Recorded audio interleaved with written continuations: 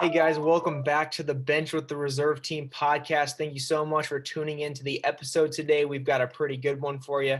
The Baker boys are back, as well as Nathan Hunley joins the Reserve Team podcast this week as we break down the U.S. getting some silverware and our thoughts on the upcoming Euros. So I hope you enjoy. All right, guys, let's start off our conversation today by talking about the CONCACAF Nations League Final, big game, fallout. We're recording this the night after, or the afternoon after the big night. Exciting stuff. We do have a trade in our midst. Nathan Hunley thought they were going to lose from the start. But let's go ahead. Let's go around the horn and just kind of see what you guys' thoughts were. Max, what do we think after the big night? Well, overall, okay, so first half, I didn't think they did too well at all. I didn't think they could string any passes, couldn't get any chemistry going. And plus that goal in the first minute really kind of I don't know if it deflated anything that was going to happen, but it definitely didn't help at all. But then they bounced back and Gio got that goal.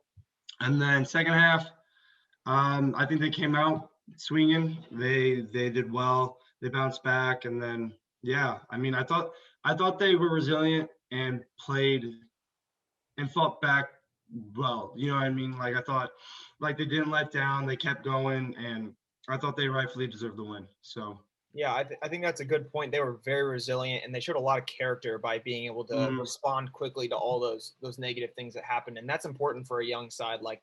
I was going to say too, not with the side like this who's not experienced and the youth that we have, it's good to see that this team is going to be our future. Yeah, and I mean, you think about it, Gio Reyna, this was his first competitive, Honduras was his first competitive match at the U.S. He has some caps, but still, it's not the same as no, it's not. Match. All right, Hunley, what are your thoughts after your prediction went terribly wrong, and I'm glad it blew up in your face? Well, I mean, I'll be the first one to admit that I wanted to have low expectations because in the past I've been so disappointed with the U.S. men's national team, but it ended up being, I think, a classic. It was, especially in the first half, it was ugly at some points, but it was really back and forth, so it was pretty entertaining to watch. And yeah, it is for a young group of guys going against a more experienced Mexico team. Seeing them be resilient and finding a way to get a result was pretty refreshing, especially, I don't know off the top of my head, but it's been a while since we've beaten Mexico. So it was nice to see us get a win against our rivals. And honestly, I feel like that was kind of more rewarding than almost the trophy in a sense, but. Yeah, I mean, always beating Mexico is important for the U.S. It's no matter whether it's a friendly or it's for some hardware, it's going to be important. So, Alex, we talked a lot about how bad the first half was. Why was it so bad? Any insight to that? I think it was just individual mistakes. Honestly, I mean, look at the first goal with McKenzie. It was literally the first minute, passes it to who scored their goal, Corona Corona. It was just silly mistakes like that. I'd look away for a second, and when we have the ball, and then Mexico would have it. I'm just all right, who gave it away? Like Max said, we couldn't string passes together. I don't know. I don't think it was a smart idea to start with two in the middle, and then the five. It seemed like Destin, who's our other outside? Destin Yedlin. It seemed like they had to sprint so far up, and then it just opened up play in the middle and stuff. And I was just like, yeah, we definitely need to change this because with the likes of Adams or what Hunley? What's his name? Musa or whatever? Musa. Yunus Musa. Musa, yeah, the young kid from those. I don't know. I think we could have just had someone. It's kind of like in the City game, you kind of needed that defensive midfielder, kind of somewhere just to make life easier for the back line. But I would say the biggest thing was the individual mistakes. Yeah, I agree. I also, you kind of hinted at it, though. I don't think the formation lended itself very well to what the U.S. was going for. They definitely came out anticipating to have a Mexican side attack them, and because Mexico was right from the start, as you saw, the high press, they were on top. Yeah, they were on. I think Berhalter lined up that way to try to combat that a little bit, but it almost kind of blew up in his face because just the lack of numbers in the middle. And so I'm not sure that it was the right move, but I mean, hindsight's 2020, all's well that ends well. So right, yeah. Especially getting scored on in the first minute, you have a plan of what you're trying to do, and obviously the 5-back seemed to be something new. I don't know if it's the greatest time to experiment that in a final game against Mexico, but obviously that plan got messed up when the opposition scores a goal in the first minute. So it's kind of like, okay, do we continue to do our plan? Do we get desperate and kind of, go long, take more opportunities, high risk, high reward? So yeah, it's just, I mean, they adjusted well in the second half, obviously, but it's just that first half was shaky. To your point, though, I think the two in the middle, it also didn't lend itself to helping the attack either. I think those guys got pinched back, and you missed a dynamic playmaker in there to make things happen going forward. I think McKinney and Acosta got stuck in too many times, and it just turned into, we'll kick it up to Sargent and see if he can do anything. And Pulisic was there, but then he and Dest couldn't combine really in the first half, and it just looked horrible all around. See, that's the thing with the 5-back too. Like, you got to perfect it.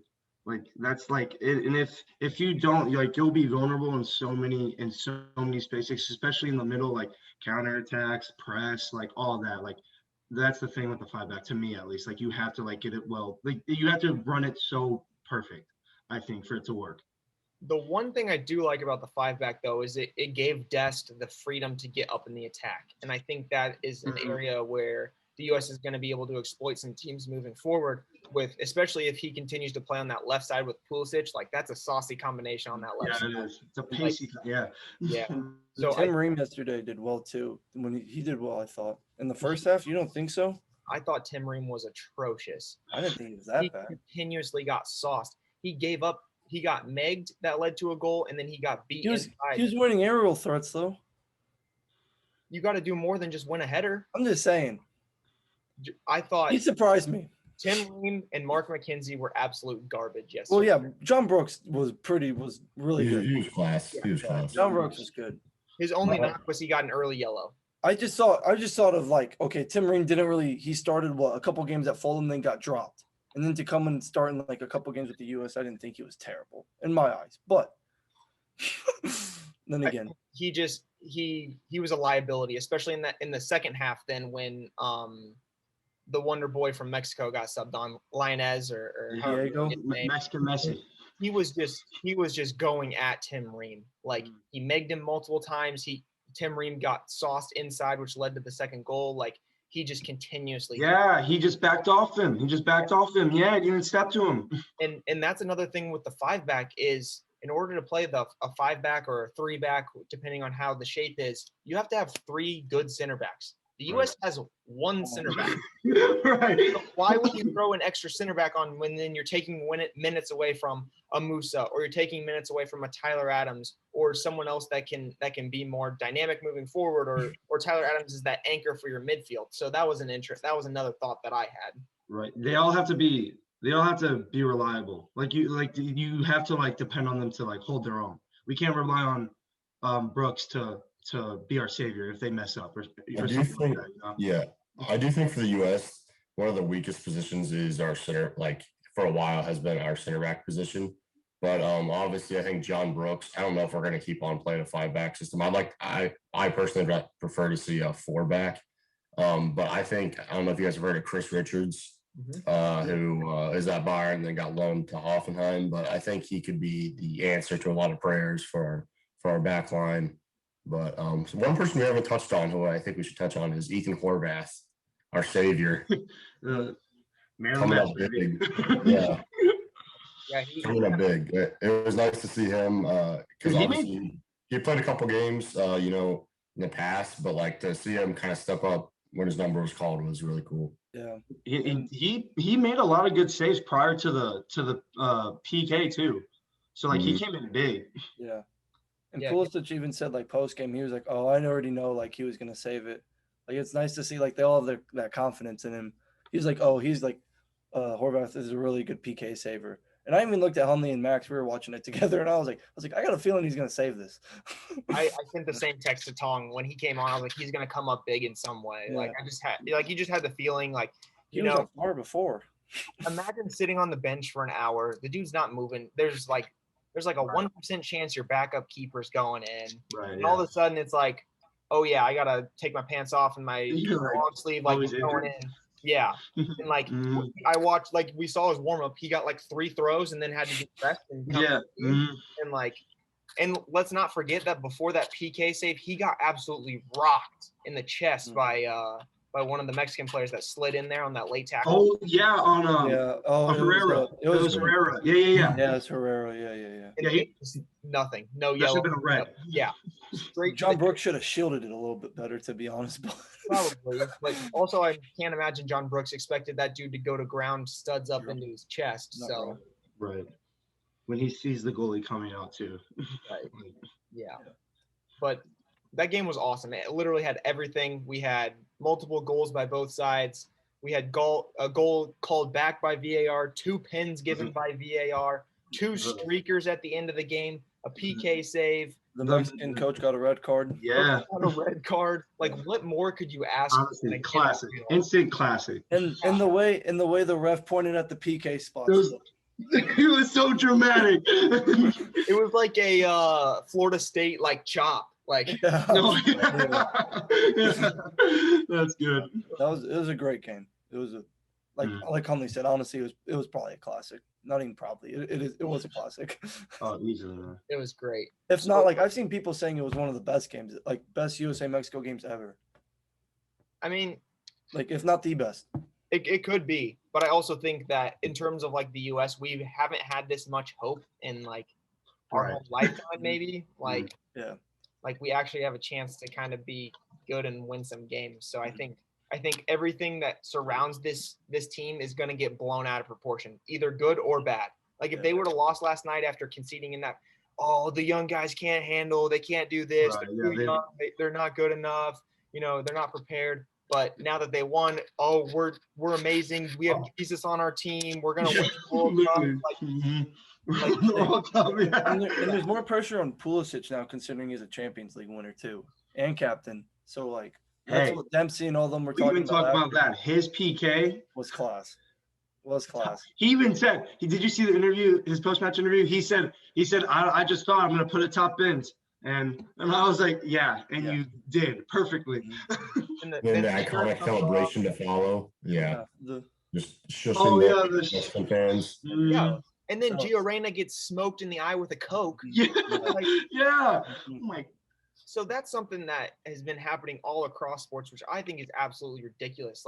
People all of a sudden are getting released from their quarantine cages and can go back to matches, and they're just acting like straight. Yeah, and that's the thing. It wasn't even like this bad before COVID hit. No. Which is so I don't know. Maybe hit with a water bottle. Trey Young gets spit on. So, Matthew, so I was telling Hunley yesterday when Pooley hit or made the PK and they were throwing all that crap there, I said if that was an NBA game and they were throwing all that, there'd be fights. I bet the players will go up in the crowd and start fighting people. Malice at the Palace, baby. Yeah. I mean, represent. I mean, honestly though, this is exactly I wouldn't expect anything other than what the Mexican fans did though. If you go over to their section and then you start shushing them, that's kind of what I expect. Not that it's right, but that's what I expect just because this is a rivalry game. Yeah. And I mean, I've heard stories at Azteca that fans, throw batteries, shine lasers in people's eyes, throw bags of piss at them. Yeah. Crazy stuff. It's insane. Imagine coming prepared to a game with a spare bag of urine in your pocket. I'm gonna whip this at Christian today. He's just waiting to throw it. I swear, Captain America scores on us. A water balloon full, just a piss balloon. A Mexican player got hit in the face with a Coke bottle too, when Pulisic went down in was it overtime second half or whatever? Yeah. Do we give credit to Berhalter? What are we thinking? You guys backing him? Yeah. I mean, I think from a managerial perspective, this was a really tough game, and to be able to, I kind of think act as a mechanic almost, where you see a problem and then you're able to make the correct assessment and make the correct, changes, and then to eventually get the right result. I think this kind of proved that he's the right coach. And I'll be the first to admit that when he first took over as coach, I was not a fan because I'm another MLS coach. Is that the best we got, really? But I think he really seems to have a vision for the team, and I think he's done a pretty good job. So, and I think he's the right coach for this group of young players as well. So I'm not going to disagree with you that he's not the right coach or he is the right coach. But you mentioned being a mechanic. What issues that happened in the first half did he solve in the second half? Like, I still saw the same issues that were occurring. Chucky Lozano splitting every center back. That dude is a stud, by the way. He is good. Yeah, he's good. He's good. Mm-hmm. The defense looked poor, continued to play the same formation and get sauced through the middle. They created more chances, but they also gave up a lot of chances. So I'm just asking kind of what you saw that changed in the second half. Well, I thought his substitutions that he made were pretty smart, especially putting Tyler Adams on after, I could, especially in the second half, I could definitely tell the center backs were absolutely gassed, but putting them on to kind of help relieve the team a little bit. I don't know, just kind of our tactics. I thought that we just played a little bit smarter. I almost wish I could hear what he said at halftime, but yeah, I thought we played a little bit smarter than the first half. I think the first half, like we said, like a lot of just dumb passes, just kind of sloppy all around. But so the one big issue I had with Berhalter in terms of like game management, once he sent out his initial lineup, that is what it is. But when he subbed off Dest and put on Tim Weah as a right wing back or left wing back or whatever, he played that like eventually it got switched and it got corrected, but he played 15 to 20 minutes at a left wing back that he's in the game to score goals and attack. He's not even a defender. Like, if you want to make that substitution and get a more attacking minded player in, that's fine, but then adjust to create more chances and do that. I don't know why that was the sub. I just found that really interesting. And I will agree with Hunley that Tyler Adams is a phenomenal player, and I think he makes all the world. And I think maybe this game is even different if he's able to start. If he's healthy 100%, he can start and play 90 minutes, because I think with Adams and McKinney in the middle, like that's a pretty good combination. Like I think you can win a lot of games with those guys. We were saying too that Gio could run in at the cam spot as well. Yeah. Like, you could have Pooley, Sargent. I'm sure Weah could do fine at a wing. He plays wing at club. Yeah. Yeah. So like, I mean, it would just be more. I think it would be kind of more fun to watch too. That up four is so quick. Just that up three, really. Yeah, that would be fun to watch. So, my big issue in the first half, and I know he struggled to complete passes, and the same thing in the Honduras game, is Pulisic wasn't getting enough touches. How do you, as a manager, I had a big debate with John last night about how to do this. How does he find the ball more, and what does he do to create chances? Is that on Berhalter? Is that on the squad? Because he's clearly their best player. I know it's not like it was in the past where he's the only player. Like, there are other talented guys, but when the ball is at his feet, it's just such a different game than when it's on everybody else's feet. Like, McKinney does some good stuff. Tyler Adams does some good stuff. Gio Reyna does some good stuff, but it's just a whole nother level when Pulisic is running at guys. Right. What were you saying? So I said to move him into the middle. I think he needs to be the center of the pitch, and he can create and orchestrate. I mentioned maybe playing him at a false nine. Tong said the U.S. isn't good enough to do that. I don't know, but I think if you have Gio Reyna and even Sargent or Weah making those inverted runs in behind of, Pulisic checking back into the middle, guys running in behind him, Pulisic can either turn and create that way through the middle, and that also opens up the wings for guys like Dest and Yedlin and Reggie Cannon and those guys to get forward. I mentioned that. I also liked a big difference in the second half yesterday is instead of Pulisic getting left on the wing, he drifted in more. So he starts out on that left wing. If he can get the ball there, he attacks on the wing. If not, he comes and finds the ball, which is essentially what I'm trying to get at anyway. He needs to go find the ball. If I'm Berhalter, I'm saying, dude, do whatever you want to go get the ball. You're right, yeah. Go find it and make plays come in. See, the forwards too could interchange as well to help him get more midfield, or to get more in the middle of the field, so he can have opportunities to check in the spaces, check in the pockets, and get the ball, or make runs or do whatever he needs to do. Because him at left wing, I mean, it's obviously his preferred position, but yeah, like you've been saying, if we can get him more involved and more on the ball, then we'll get so many more chances. And John's point was that he's so dynamic on the left wing, it gives him better opportunities to score, and the U.S. needs him to score. You know, you're giving him 1v1 opportunities, but I do think if he's able to find those half spaces in between the midfield and the center backs where he can turn and then he's attacking with everything in front of him, I think that would just be ideal for the U.S. in terms of he's such a great playmaker that, and I finally think that there might be some other guys around him that can put the ball in the back of the net. Right. But see, he's also so good one-on-one too, like dribbling like that, which is why he's wants that left wing spot. So like yeah, I don't know. Another thing for me at least, sorry, Hunley. Another thing for me at least was like if he's in the midfield too, he might have to drop back a little more and say we're on a counter. It's like Weah and Sargent and whoever is up there, like they're good players. Don't get me wrong, but I'd rather have Pooley. Like you're finding that guy on the break. I'm sure he can lead the break as well if he's playing at the cam spot or something like that, you know, in the middle or even a striker. But I don't know. Go ahead, Hunley. Yeah. I feel like one of the issues in the first half was like when our attackers got the ball, they were just all super isolated and there's nobody like there to help them. And I think that's more of a formational thing. But I think it'd be better like if Pulisic had more people like making runs off of him, and you know where a defender needs to make a decision to follow the guy overlapping, and then I think that's when Pulisic is good at making a split decision whether to like take it or leave it off to somebody else. So I guess more runs coming off of Pulisic would definitely help. But he's just such a dynamic attacker that I think that's why he can play a whole bunch of different positions and be very effective. Yeah, and I think maybe that's why Dest got slotted at that left back instead of his preferred right back, because, you know, putting them together and getting him in the attack. Like if Pulisic has the ball at his feet with Dest overlapping, like the defender has to choose.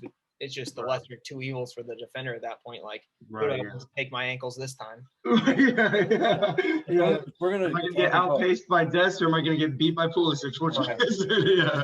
But also, I think Weah did some good stuff when he came on. But maybe he plays what Pulisic does for Chelsea. Maybe that's Weah for the United States, where he comes on in the 65th minute and just says, "I'm faster than everyone else," and I'm just gonna run.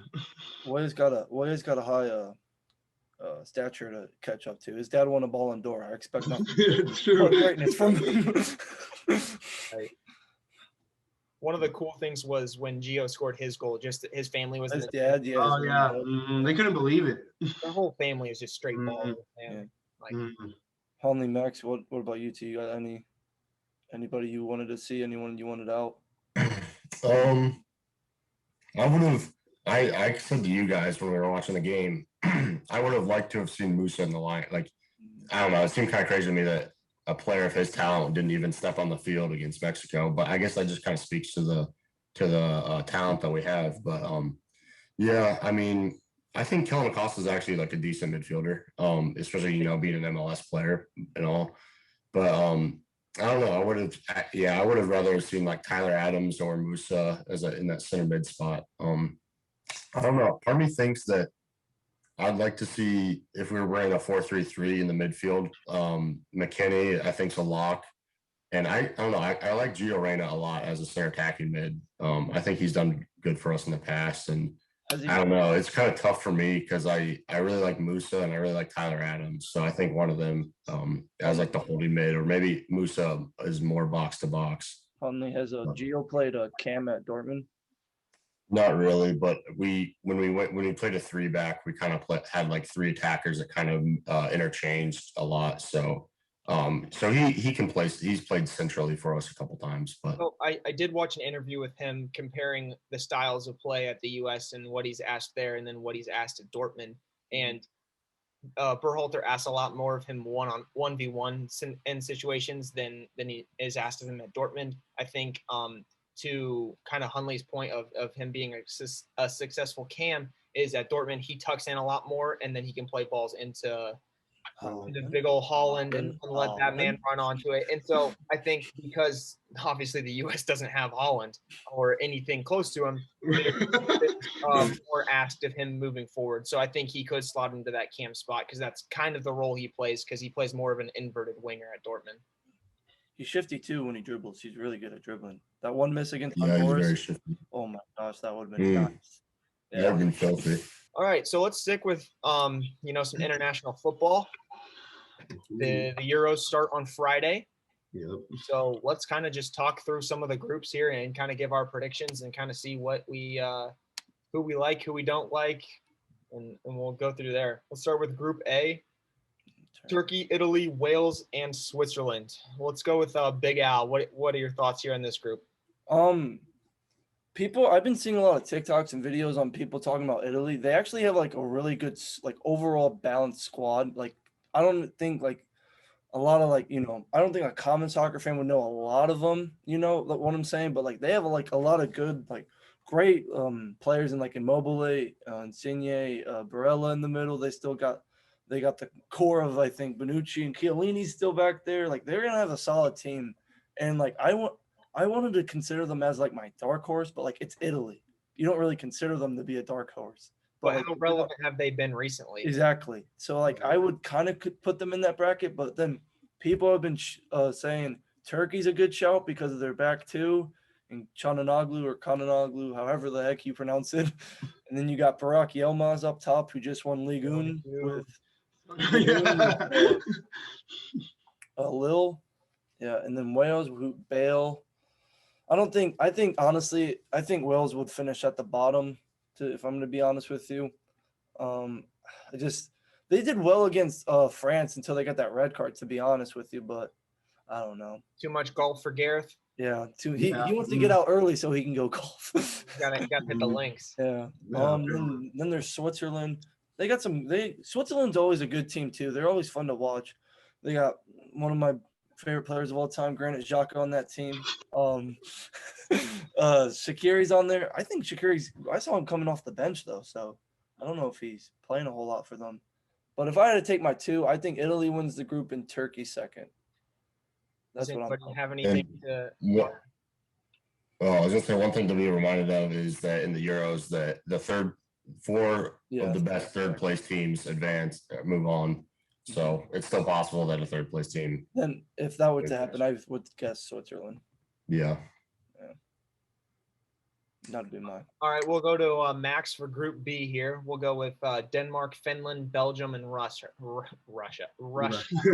Yeah, so I think the obvious favorite is Belgium with De Bruyne. We were talking about this right before we started, actually, but with De Bruyne missing out with those surgeries, I think it's a huge hit for them. But still, they have playmakers in Mertens and Nainggolan and both Hazards.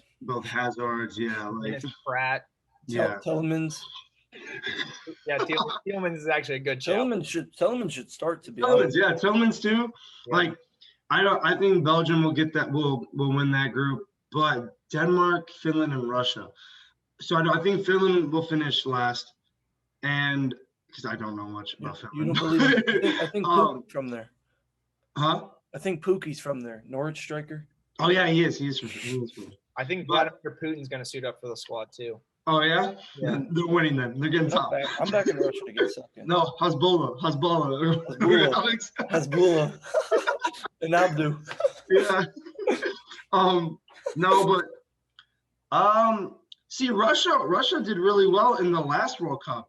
So they honestly could get second. Denmark, honestly, I would probably say Belgium first and Russia second. I'm with it. You guys don't think Denmark? No, Russia. I think Denmark have overall, they have a few individuals that are good, but I think Russia have a better overall quality team. I don't even think that. I don't know. I think Denmark has a solid enough team to who's on Denmark? Hunley, Eriksson, Christensen. Who else? Delaney, Poulsen, Braithwaite, Schmeichel. Yeah, decent shouts. I don't know. Yeah. I guess I was gonna say it probably helped that the World Cup was in Russia when they popped off. That's true, yeah. So I think I would go with Denmark second, probably. Then I'm sticking with them. Change my mind. Russian boys. All right, Hunley. Netherlands, Ukraine, Austria, and North Macedonia. Oh baby. Yeah, I don't know. It's kind of a harder one than you would think. I mean, I think Netherlands, honestly, I'm backing for number one in that group. I mean, I don't know. North Macedonia, it was a big accomplishment to get there. So maybe they'll, be the dark horse. I don't know. I think Austria's a decent team. They're all right. So I'm guessing I'm going Netherlands, Austria, and then I'm going Ukraine, third place. Yeah. I don't think Ukraine's going to advance though. Maybe if North Macedonia and South Macedonia made one Macedonian team, they could. Right. Yeah. Yeah. North Macedonia has a player on their team, and I can't remember because I saw a video on him. He's some wonder kid. Like, I think he was in Serie A, and he got like 10 plus goals actually. Like, so if you're ever watching North Macedonia play against someone, because I know you're not watching that North Macedonia to watch North Macedonia, watch for that kid. I forgot his name. I saw a video on him, and I think he's in Serie A, Austria, back in Alba. Yeah, Alba. They got the dude that scored the Scorpion. Maybe he'll do it again. Lazaro. Yeah. Oh yeah, they got Marcel. Yeah. Oh yeah, Sabitzer. Is Forsberg? They have a lot of Bundesliga players. Oh, they have a Wolfsburg midfielder, Schlager. Is Forsberg Austrian? Or am I?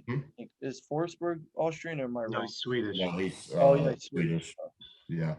But yeah, like Austria has some decent players. There's a striker in there, I think, that's in the Bundesliga. That's he's all right. So I don't know. I think they can be a decent team for sure. I'll back it. Ooh, Group D. Group D. I think that this is going to be a fun one. Is football coming home? What? I said, is football coming home? I should hope not. Maybe. England, Croatia, Scotland, and the Czech Republic. Big Al, you want to field this one? Oh, sure. Growing up, I actually did not like England's squad for whatever reason, to be honest. But being a bigger fan of the Premier League now, I'm not backing them, but like I wouldn't be mad if like they went far, Who are you backing? Probably France or Portugal. Because you like them, or you think they're gonna win? I think those two are one. I'm probably rooting for Belgium, just because I like Lukaku and KDB, and yeah. Group D, England. I think England will come up on top, even though that'll be a fun match though. England Croatia, because that's the World Cup semifinal. That'll be a fun game. Croatia still got rocking with Modric, Perisic, all their boys. But I think England's got a strong enough squad now. Like, even some of their like players, like Jack Grealish, they got players like that from like smaller clubs, like that are doing like great things for the bigger teams. Okay, I'm not saying Villa's a small team at all, but it's not the big sixes. And we got boys like Jaden who's playing in other leagues. So yeah, I'm definitely backing England. Shouldn't be in the Prem. Sorry. I'll get that out. I'm gonna back England to come out on top, and then it kind of just goes down the line how it looks. I'm gonna go for England, Croatia, Scotland, and then Czech Republic last.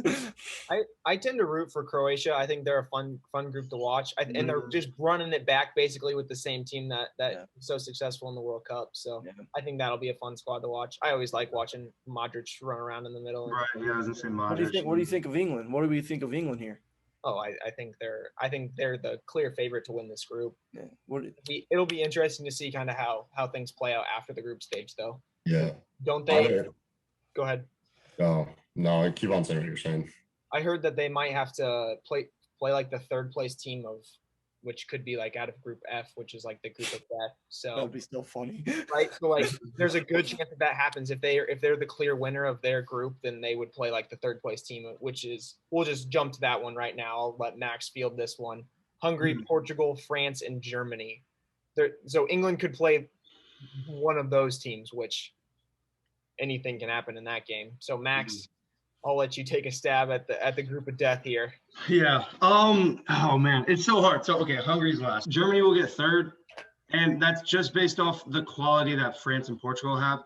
I think, obviously, they have world-class players and Kimmich, Neuer, all that, but I don't think their overall squad would beat France and Portugal for the top two spot.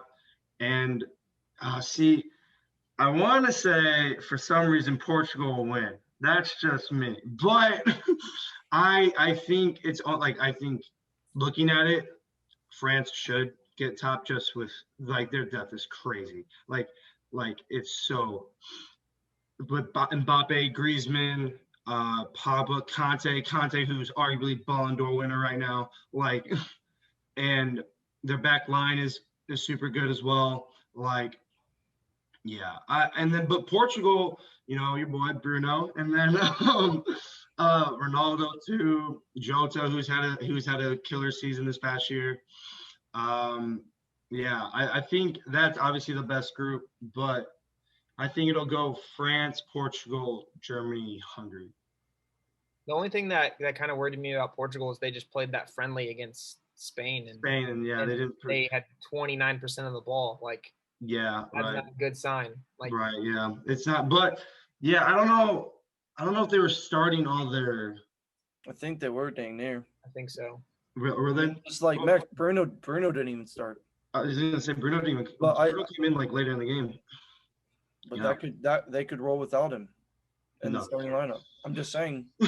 You don't know. No, they cannot. He's starting. Bernardo didn't start. Oh yeah, and Bernardo Silva. That's what I'm saying. Like, yeah. I think with Germany though, having Mueller and Hummels come back, I think that's actually huge because Mueller turns up for Germany. Like, yeah, he does. So that's why. And we think back to Mueller's a legend. When Germany thumped Portugal and Mueller had a few goals. It was I think they were in the group stage 2 at that time. But back, but still. 2014 World Cup. Yeah. So yeah, I'm in agreement with Max that it should go probably France, Portugal, Germany, but I could see Germany slipping into that number 2 spot. Yeah, I was gonna say. So I think France will get first. I think that will for sure be it.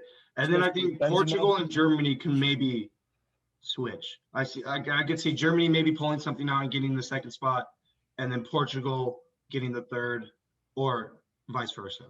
But I think like with what the quality France have, they have to get first.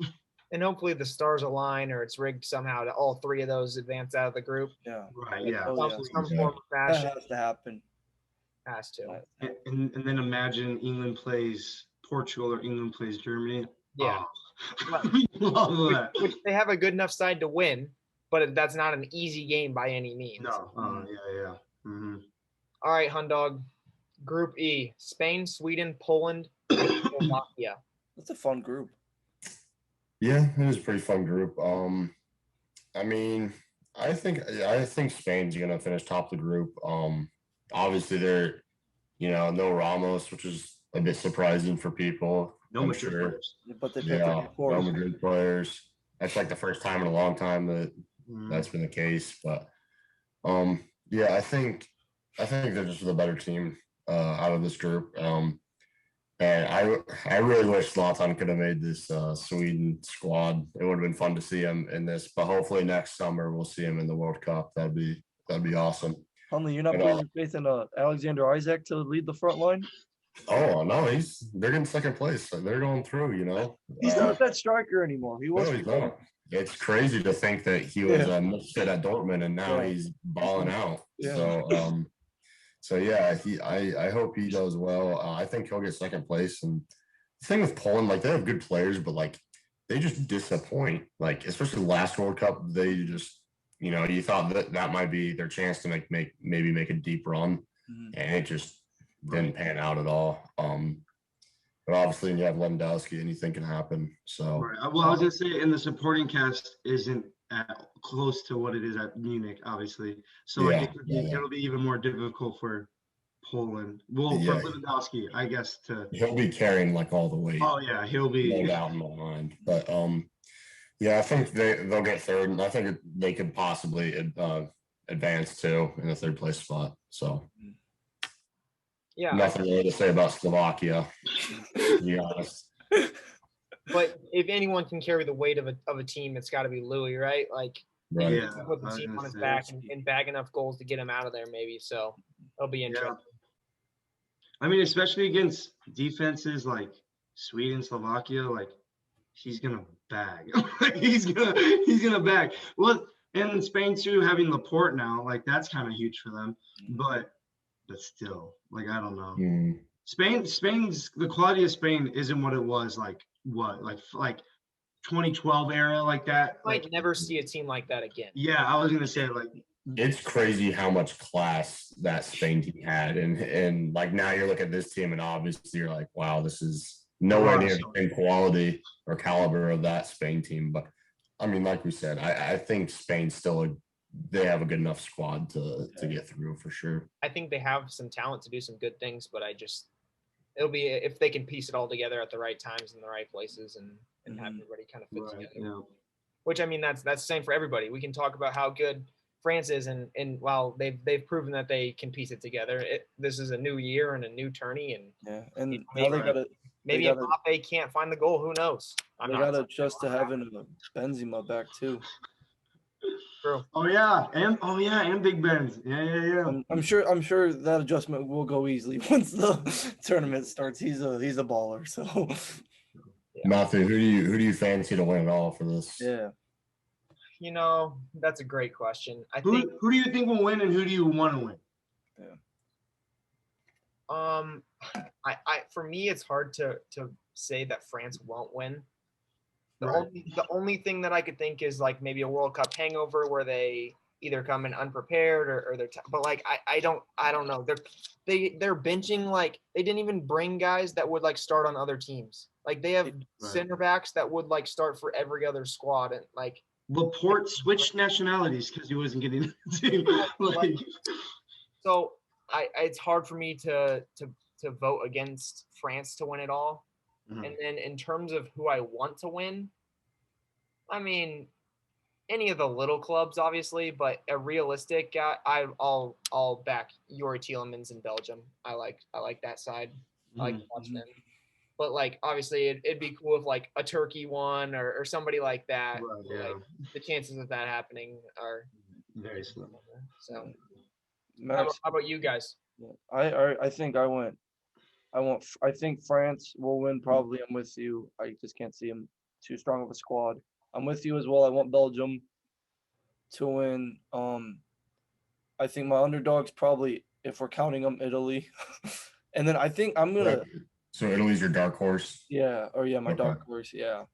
And I think my biggest, if we're going to want to do like disappointment maybe, I think I might go with like the Netherlands. Because their manager, it's De Boer, I'm pretty sure. He's not good. He's not a good manager. And Tong and I were texting about that. Like he was like, I don't know how far Netherlands would go. Like, sure, it looks like they should get out of the group, obviously, but like I don't know the assessment or assortment of the groups after, but I could see a exit right after. So you mentioned two teams there that were like at peak and in our lifetime, those were two very good squads, and look how far they've slipped. Now we're talking about them as dark horses or biggest disappointments.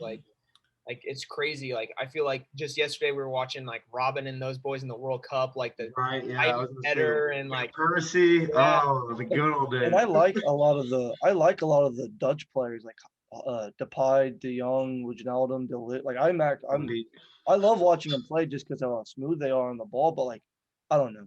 Sometimes it could be management problems. It's like Roy Hodgson. It's like when he was managing England. It's like why are you having Harry Kane take corners? Like I could see some stupid stuff like that happening. But so for me, the team I think will win is also the team I want to win, and I think Portugal. Portugal. Here's my reason. I mean, I think the one thing though is it is really hard to like repeat and defend your title for a tournament like this. But also, I mean, you look at the team they had in 2016 when they won it all, and you look at how much better they've gotten since then with like how much depth they have in each position. It's pretty crazy. So yeah, I'd like to see Portugal win. I like to see my boy Guerrero lift another trophy. Yeah, and I mean. Yeah, I don't know. I think Portugal, but it's either Portugal or France for me, I think. But I think Portugal. Who's your dark horse? Dark horse, Turkey. Okay. I think, especially like they've been getting some really good results. They got some good players. So I think they can make some noise. And then Çalhanoğlu, hopefully he bangs a dirty free kick just because he's filthy at it. But yeah, I think Turkey. Yeah. So I think France will win. Who I want to win though is Portugal. I think I'm you know me, big fan of Ronaldo, also a huge fan of Bruno. Um, I think they have such a good side, and like Holly just said, like they were already good when they won the Euros last year, and then adding the likes of Ruben Diaz now and Bruno into a team like that, who have both of those have been arguably the two best players in the Prem this year, arguably, but yeah, I'd like to see Portugal win. And then see, it's funny that you guys are talking. Well, Alex, you were talking about Netherlands saying they didn't do well because I was going to pick them as my dark horse. I think they have a like De Jong, Depay, Donny. I am hopefully basing he it plays. off Frank. Donny. Huh? I'm basing it off their manager. Did Van Dijk get picked? He's not playing. Okay, I didn't know. I didn't know if he was still out or not. I didn't know if he was still injured.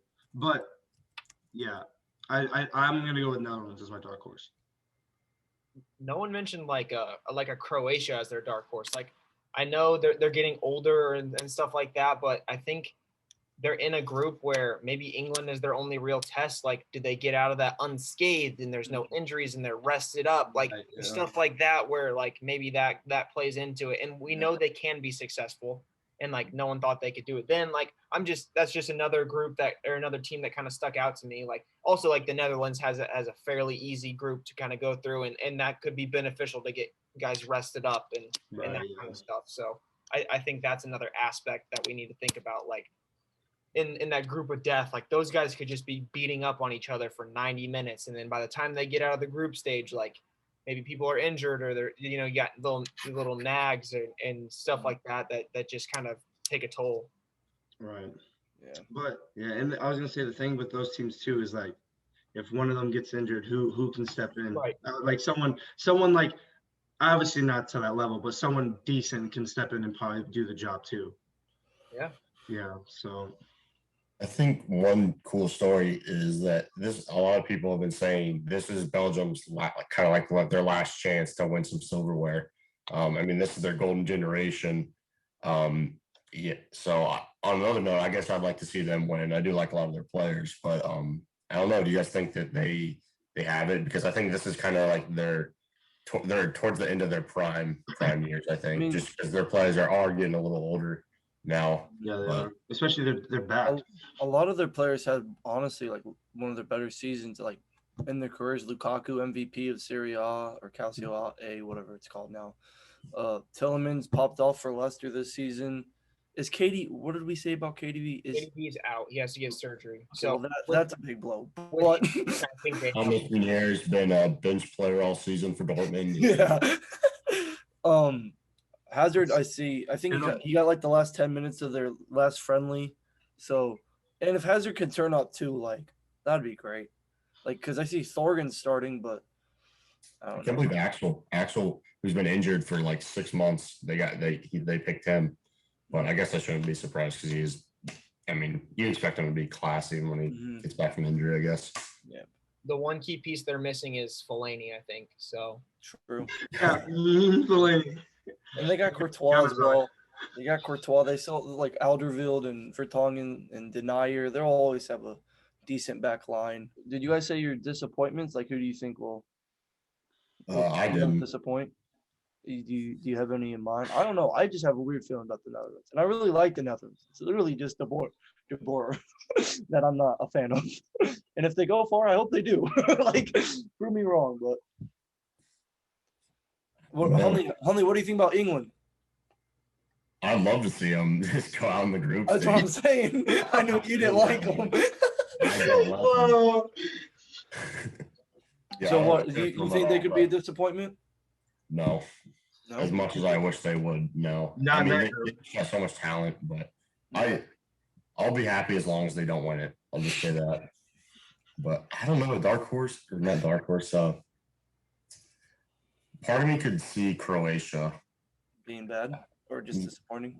Not bad, but just like disappointing. Just because, like, I don't know, like they're kind of like Belgium, but like they're further along the path. Where I think their players are they're definitely out of their prime. Yeah, but maybe they'll prove me wrong. I don't know. a sneaky pick to do better than expected, North Macedonia, because if somehow they make it out, they're the greatest team to ever. Yeah, they are 100%. So like if they just like I mean, get 3 ties and get through, like I was gonna say realistically, they just gotta get results against Austria and Ukraine. Like, yeah, like And they could get that 3rd spot. right, like That'd be nuts. What's the first game? this Friday. I know, but what is it? It's Turkey, Italy. Turkey, yeah, Turkey, Italy.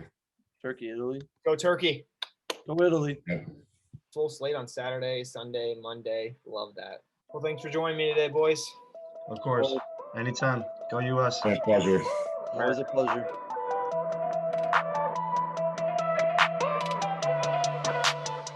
Don't forget, you can find us on Spotify, Apple Podcasts, and anywhere you get your podcasts. Don't forget to like, subscribe, follow, and comment down below.